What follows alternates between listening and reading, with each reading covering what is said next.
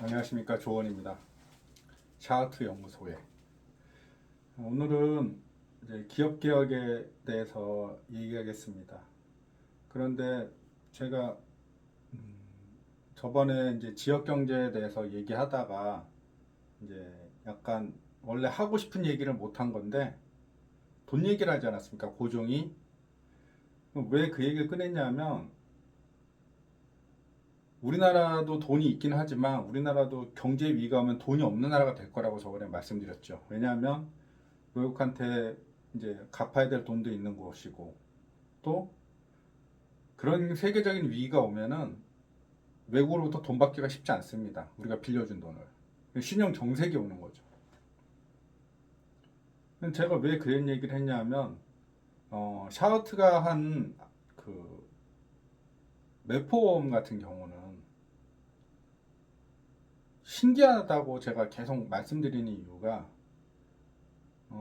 시중에 그 자금을 융통하지 않기 때문에 즉 자기가 국가가 찍어내서 인플레를 발생시킨다고 하지 않았습니까? 그런데 인플레도 발생시키지 않죠. 왜?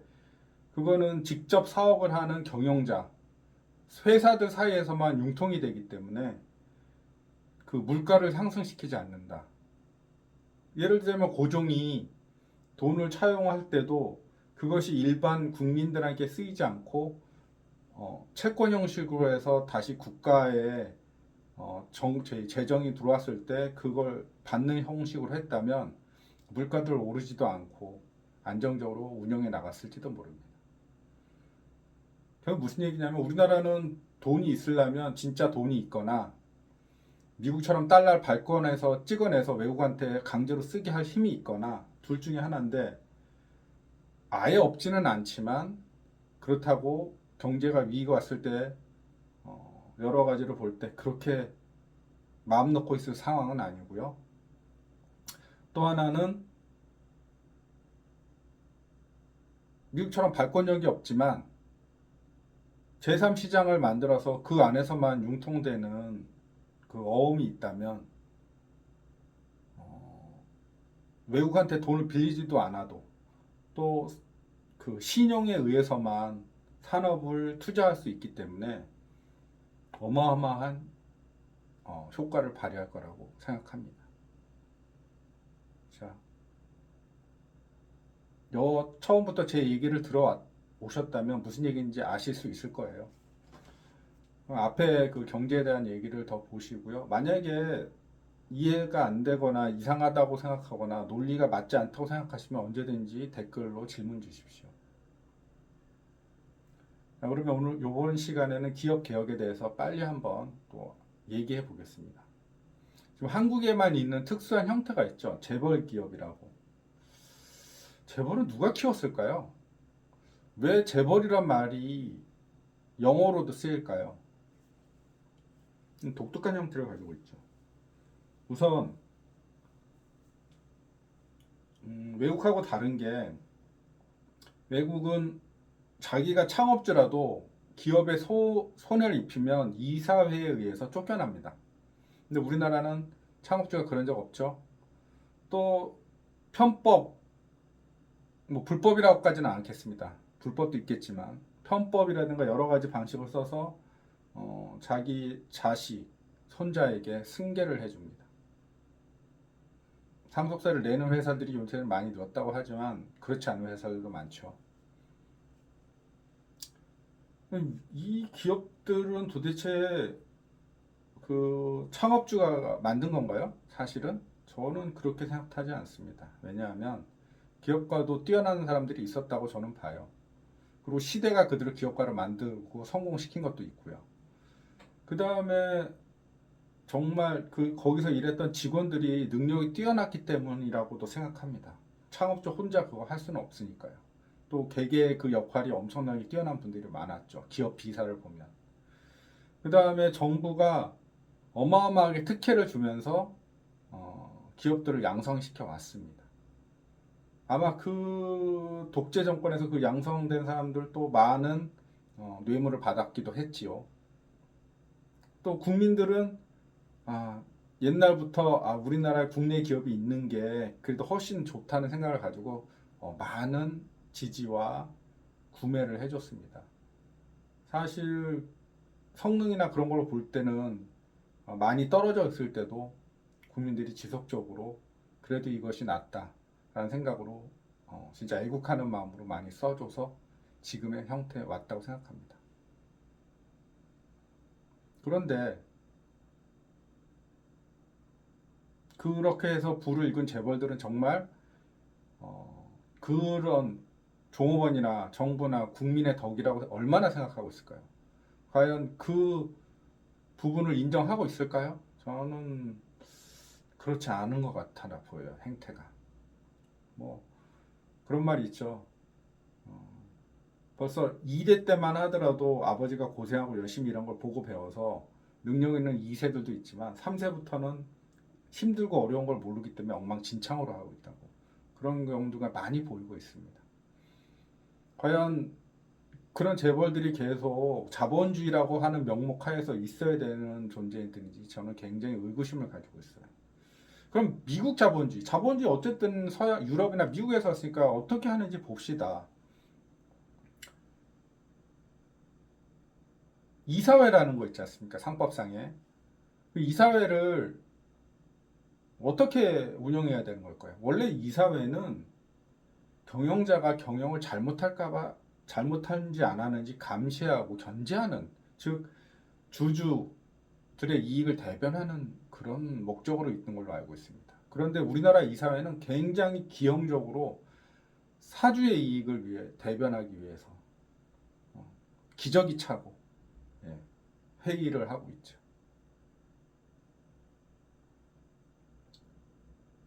엄청 뭔가 잘못된 겁니다. 왜냐하면 개인 회사라면 뭐 한명 회사, 합자 회사 많지 않습니까?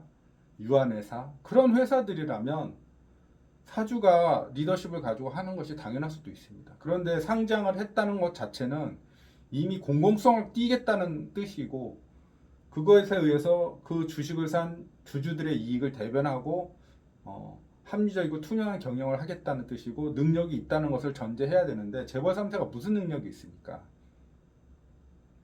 똑똑한 왕 밑에는 무조건 아들이 똑똑한가요? 네, 그렇다면 연산군이 있을 리가 없겠죠.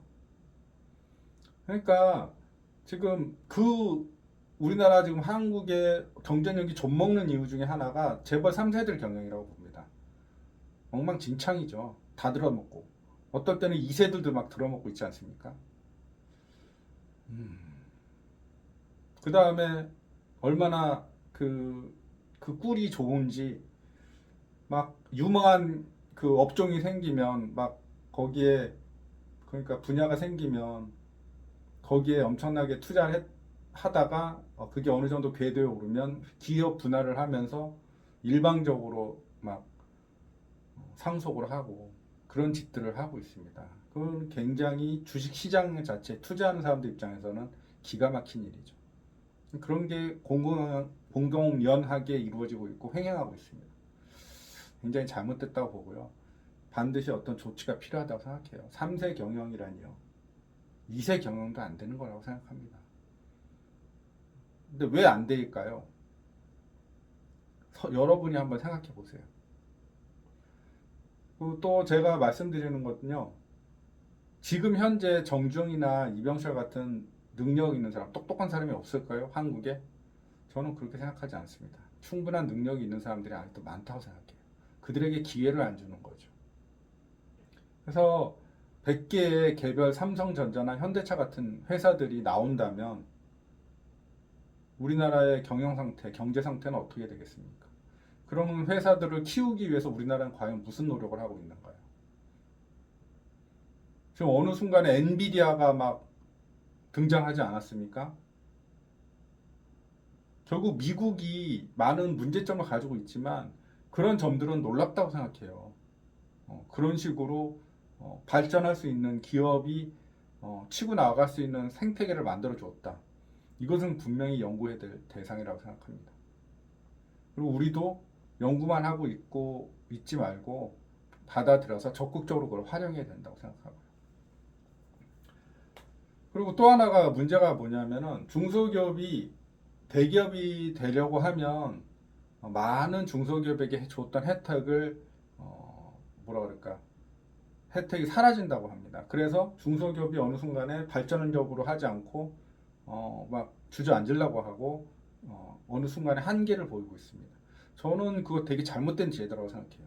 중소기업이 너희들이 일자리도 창출하고 잘하고 있으니까 우리가 이렇게 혜택을 준다. 줘야죠. 하지만 일정 기간 이상 동안 거기에 머무르어 있다면 그것은 대기업이 되든 안 되든 박탈해야 된다고 생각합니다. 그거는 성장성이 없는 회사들이에요. 문제가 있는 거죠. 물론 그 회사들도 자기 나름대로의 고충이 있겠지만 고충이 만약에 불공정성이라면 그 불공정성을 시장이 해야 되겠고요.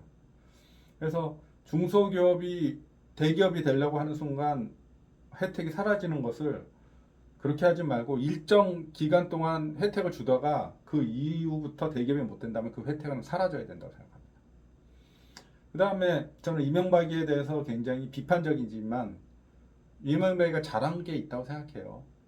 중소기업들, 우수 중소기업들을 모아서 하나의 브랜드를 만들어서 그 브랜드를 성장하는, 선전하는 건 괜찮다고 생각합니다. 그 각자 광고비를 들여서 하는 것들은 엄청나게 힘든 일이지만 그런 걸 좀 묶어서 한다면 얼마 좀 광고비도 줄이면서 그 회사의 발전을 도모할 수 있지 않을까. 그거는 할 만한 가치가 있다고 생각하고요. 그때 매폼 얘기할 때도 말씀드렸다시피 제3시장에도 공익기업, 또 거대하게 커질 사기업, 또 중소기업들도 묶어서 하나의 브랜드로 물론 이제 우수하다는 평가를 받은 그 기업들을 묶어서 또 하나의 브랜드로 해서 자금을 융통하면 어떨까 그런 생각도 하고 있고요. 그 다음에 제가 생각하기에는 굉장히 개혁적이고 발전적인 제도로 지금의 기업들, 사기업들도 교정을 해야 된다고 생각하지만 뭐 그게 현 시대에 어려우면 제3시장에 있어서만큼은 다른 법이 적용돼야 되지 않나 생각합니다. 예를 들자면 그런 거죠. 저기 유럽의 선진국들 가면은 일수벌금제라는 게 있습니다. 아시는 분은 아시겠지만 예를 들자면 제가 교통법규를 어겼어요. 그러면 전 보통 사람이니까 3만 원을 부과한다면 저희가 10만 원 일당료에서 3만 원, 약 30%의 벌금을 낸 거 아닙니까? 재벌 회장이 교통사고를 내거나 불법을 저질렀어요. 뭐 또 뭐 그 아들이 그렇게 했어요. 그러면 그 사람의 재산을 보고 그 사람이 한 달에 아니 하루에 1,000만 원씩 벌어요. 이자로 또는 월급으로. 그렇다면 그 사람은 월 벌금을 300만 원 내야 됩니다. 그게 합리적이죠. 법만큼 내야 되는 거. 그것이 합리적이라고 생각해요. 그 다음에 제3시장에서 그때 말씀드렸다시피 이 회사는 자기만의 아까 말한 네 주체가 공동으로 해서 키운 회사이기 때문에 자기만의 모든 지분은 상속으로 가져가서는 안 됩니다. 그건 말씀드렸죠. 예를 들자면 상장을 해서 성과가 있고 난 다음에 어느 정도 경영에서 물러나게 따르면 자기 지분만 갖고 나가는 거죠. 그리고 자기가 원하는 회사를 또 차릴 수도 있는 거고요. 일론 머스크처럼. 그다음에 성과에 대해서도 분명히 얘기를 해줘야 되겠고요. 끝으로 재밌는 얘기를 하나 할게요. 자, 일론 머스크가 많은 사람들이 테슬라 설립했다고 생각하고 있는데 설립하지 않았다고 합니다. 근데 그 일론 머스크는 테슬라를 자기가 설립했다고 사람들한테 홍보하고 있죠. 거짓말하고 있는 거죠. 자, 게임 같은 경우도 자기가 게임을 좋아하는데 레벨업을 자기가 했다고 하는데 사실은 알아보니까 다른 사람한테 레벨업 시키고 자기는 레벨업 하는 그 돈을 줬겠죠. 그러고 나서 자기가 했다는 식으로 거짓말을 합니다. 무슨 얘기일까요? 세상에 그 성공한 기업도 거짓말을 밥 먹듯이 하고 있다는 거. 속지 말아야 된다는 거죠.